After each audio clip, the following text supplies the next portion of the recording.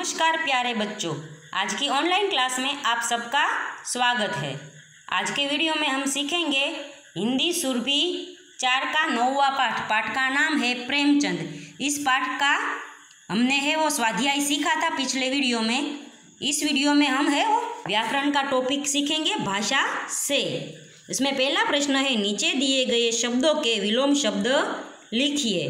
विलोम यानी विरोधी शब्द, हमें है वो विरोधी शब्द लिखने हैं। जैसे मुस्कुराता तो रोता, हाजिर तो गैर हाजिर, ईमानदारी तो बेईमानी, सुखमय तो दुखमय, बासी तो ताज़ी, प्रभावित तो अप्रभावित, जीत तो हार, स्वाधीनता तो पराधीनता। दूसरा प्रश्न है, पाठ में से चुनकर 10 भाववाचक संज्ञा शब्द लिखिए।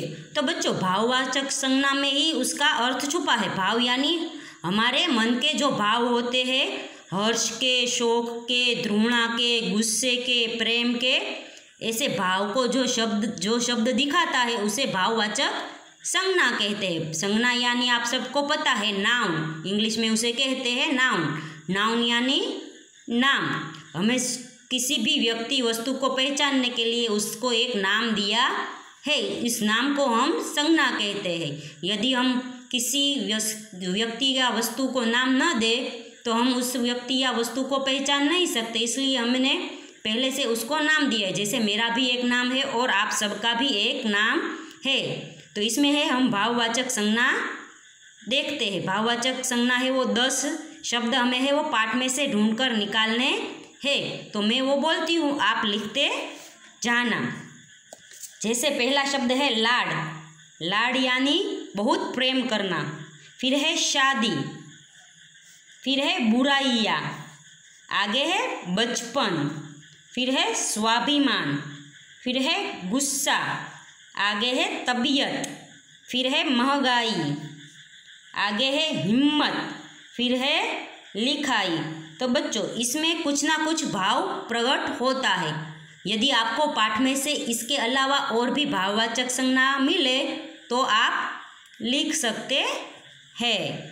और बच्चों, भाववाचक संज्ञा का मैंने एक अलग से भी वीडियो बनाया है, वो भी आप देख सकते हैं, जिससे भाववाचक संज्ञा है वो आपके मन में स्पष्ट हो सके। आगे का प्रश्न है, नीचे दिए गए शब्दों के 2 पर्यायवाची शब्द लिखिए। पर्यायवाची यानी समानार्थी शब्द, समानार्थी यानी समान अर्थ वाले शब्द, या जो शब्द दिए गए उसके समान अर्थ वाले हमें 2 शब्द लिखने हैं।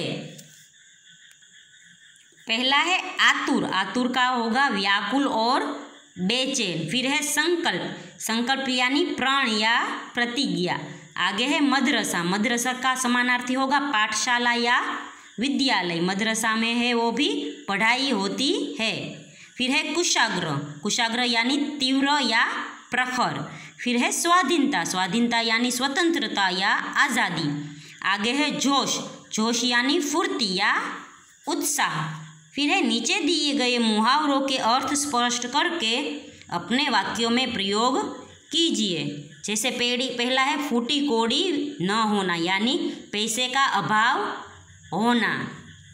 एक समय ऐसा था कि प्रेमचंद के पास एक फूटी कौड़ी न थी। फिर है आंखें मूंद लेना, यानी मृत्यु होना। प्रेमचंद की शादी करवाने के बाद प्रेमचंद के पिता ने आंखें मूंद ली। फिर आगे है किताबें चाटना, यानी बारीकी से अध्ययन करना। प्रेमचंद 10 वर्ष के थे तभी उन्हें किताबें चाटने का शौक हो गया। फिर है मुसीबतों का पहाड़ टूट पड़ना, यानी भयंकर मुसीबतें आना। तो प्रेमचंद के पिताजी के गुजरने पर जैसे प्रेमचंद पर मुसीबतों का पहाड़ टूट पड़ा। तो बच्चों, ये मैंने थोड़े वाक्य बोले हैं, आप और भी वाक्य लिख सकते हैं। ऐसा नहीं मैं जो बोलूँ वही वाक्य आप लिखें। आपको कोई और वाक्य आता है तो वो भी वाक्य आप लिख सकते हैं। आगे है अपठित गद्यांश। अपठित गद्यांश यानी ये एक गद्य का छोटा पैराग्राफ है, पूरा गद्य नहीं, पूरा पाठ नहीं, उसका एक छोटा पैराग्राफ दिया गया है और नीचे 5 प्रश्न दिए गए हैं। हमें ये गद्यांश पढ़ना है और ये प्रश्नों के जवाब देने हैं। स्वदेश के प्रति हमारे बहुत से कर्तव्य है। सबसे बड़ा कर्तव्य है कि हमें व्यक्तिगत स्वार्थ से ऊपर देश की उन्नति का प्रयास करना चाहिए। स्वदेश के लिए व्यक्ति के जीवन में उसकी आकांक्षा, उसके सुखों का कोई मूल्य नहीं होना चाहिए। स्वदेश की खातिर अपने सर्वस्व तक क्या त्याग करने वाले अमर हो गए। महाराणा प्रताप, छत्रपति शिवाजी, महारानी लक्ष्मीबाई, वीर तात्या तोपे, शहीद भगत सिंह व उनके साथी महात्मा गांधी और वे हजारों नाम जिन्होंने अंग्रेज़ों की गुलामी से देश को मुक्त कराने में अपने प्राणों का बलिदान दिया।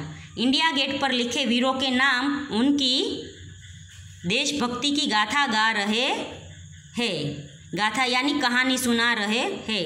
विश्व के इतिहास में जर्मनी, इटली, फ्रांस आदि सभी देशों ने अपने देश की रक्षा व समृद्धि के लिए सतत युद्ध किए। देश प्रेम का भाव मानव में जन्मजात है, इसलिए कहा गया है जननी जन्मभूमिश्च च सर्वर्ग अपि गरीयसी। जननी यानी माता और जन्मभूमि दोनों है वो स्वर्ग अपि गरीयसी यानी महान, आगे, स्वर्ग से भी आगे है। यानी हमारी जननी और जन्मभूमि, हमारी माता और जिसने हमें जन्म दिया है वो माता, और धरती वो है वो स्वर्ग से भी अधिक है। अभी प्रश्न है देश के प्रति हमारे क्या कर्तव्य है।